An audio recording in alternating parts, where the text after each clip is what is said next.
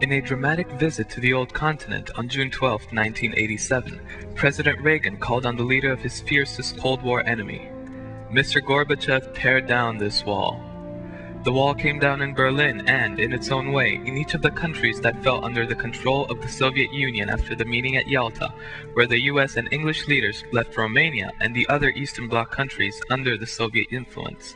In Romania, Russian control was facilitated when King Michael was forced to abdicate from the throne on December 30th, 1947, and the Russian armies marched into the country. 42 years later, communism ended de facto in Romania through the December 1989 revolution. Although proclaimed as a glorious uprising of the people against a ruthless regime, the Romanian Revolution of 1989 was most likely a political coup d'etat designed to replace one communist government with another, but only under the cover of democracy. Communism changed Romania dramatically from 1965 to 1989, when Nicolae Ceausescu ruled as an absolute dictator, oppressing the people of Romania and denying them the most basic freedoms. Amazingly, Ceausescu lived in a dream world, believing that the people adored him, and continued to do so until the outset of the revolution in December of 1989. While Ceausescu managed to keep Romania further away from Soviet influence, his dream of a Romania independent, both politically and economically, made him later decide to pay off all the country's foreign debts. This led to a shortage of the most basic of amenities, including medicine, electricity, heating, gas, food, toiletries, and clothes. Long queues would be seen from dawn at food stores to people becoming desperate for survival. During the last decade of Ceausescu's reign, the social and economic conditions were appalling. The country was full of mistrust, corruption, and fear. The people felt very strongly against the regime, but the Securitate, Ceausescu's secret police, succeeded in crushing any resistance or uprising by highly scrutinizing all social gatherings and religious meetings and using an extensive network of informers to enforce fear and the feeling that everyone is being watched. In those days, no one could trust anyone, not even family or friends. The political prisoners were simply jailed or killed with the ultimate goal of eliminating all opposition to the regime. The Securitate, and especially its Department of Internal Information, took care of most of the jailing, torturing, deportation, and assassinations. For example, the leader of the DIE, Lieutenant Pacepa, after defecting to the US, the highest-ranked general to do so, was hunted down by the DIE for years to come. His book, Red Horizons, as well as the US-sponsored Radio Free Europe, may have had a great deal of influence creating the conditions necessary for a revolution by exposing the corruption and evils of the Ceausescu regime. During his 24 years of leadership, he surrounded himself with an entourage of sycophants whom he put into high public offices, many of them recruited from his extensive family, who made him believe all the way to the end that he was a popular president and that the people loved him. Therefore, he wanted to protect them from the very few who were against his regime and whom he called hooligans. The revolution started in Timișoara, a city in the Transylvanian region, where there was deep, secret hatred of the government, as well as tensions between the Romanians and the ethnic minorities of Hungarians and Germans. On December 16th, the government attempted to evict a believed dissident, the Calvinist pastor Laszlo Tokes.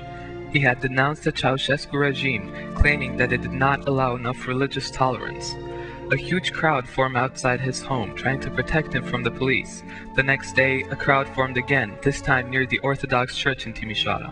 The Securitate, trying to keep the mob under control, brought in troops and tanks, and later started firing into the crowds. The news spread like wildfire until it reached Bucharest, the capital of Romania. On December 21st, while Ceausescu was giving a speech condemning the uprising in Timișoara, the government-assembled crowd started to suddenly get agitated. At first, explosions and gunshots were heard in the distance, and the crowd started to disperse.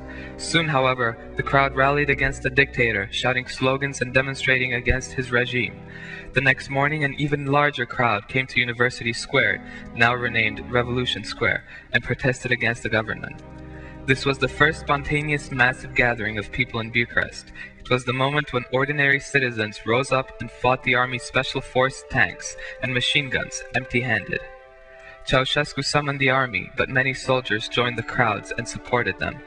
A bloody conflict followed in which hundreds were killed.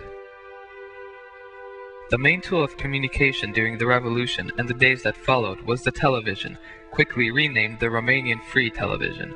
The first seed of democracy was planted by allowing free speech. TV, with its violent and shocking footage, proved to be an important strategy in persuading the people, as well as foreign countries, to help the cause of the revolution. Panicking and afraid for his life, Ceausescu fled Bucharest by helicopter, but was caught by the People's Army and put on trial.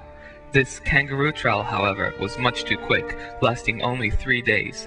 The verdict was execution by firing squad for Ceausescu and his wife, who had become the most powerful and dreaded political figure.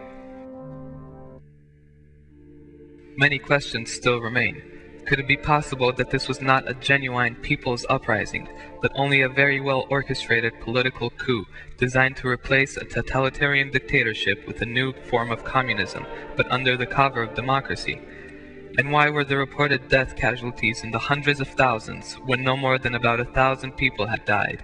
Why were the same images of dead bodies shown over and over on Western news, as if the casualties were so many more? Someone was clearly trying to mislead Romanian people and foreign countries alike. As the revolution was unfolding, the National Salvation Front, an interim government, took control of the country's affairs on December 22nd and tried to restore order in the streets of Bucharest, as well as across the country. The seemingly spontaneous forming of the NSF was not what it looked like. It was later found that the NSF had been created some 6 months earlier and had been planning a coup on New Year's Day, but changed its plan because of favorable circumstances, which arose with the protest in Timișoara against the forced relocation of Pastor Laszlo Tokes. Attempts to overthrow Ceausescu had been tried before, but failed because of Securitate's cunning methods. During this popular revolt, there were many skirmishes without anyone knowing exactly who was really shooting at whom. All throughout the revolution, as well as after, it was largely believed that there are still loyal Securitate operatives, nicknamed terrorists, popping up from an extensive underground network were the ones shooting at innocent people. It was believed by many that the fierce fighting to gain control of Romania's main airport near Bucharest was against these terrorists. But were these fightings, in which hundreds of innocent people died, really against the terrorists?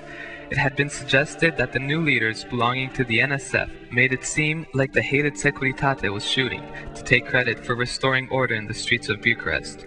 For example, one way they achieved this was by playing back the sounds of machine guns through the PA system that had been used to amplify Ceausescu's speeches.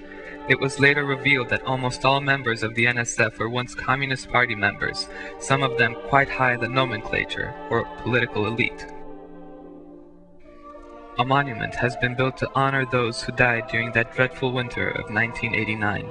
The people of Romania now live a freer life, free from the constraints of a communist government, free from the ever-present Securitate. The government has kept its promise and has allowed its citizens free elections. In January 2007, Romania was accepted as part of the European Union. To this day, the spirit of the revolution lives on, even though almost 2 decades later, the revolution is still tormenting the minds of so many Romanians.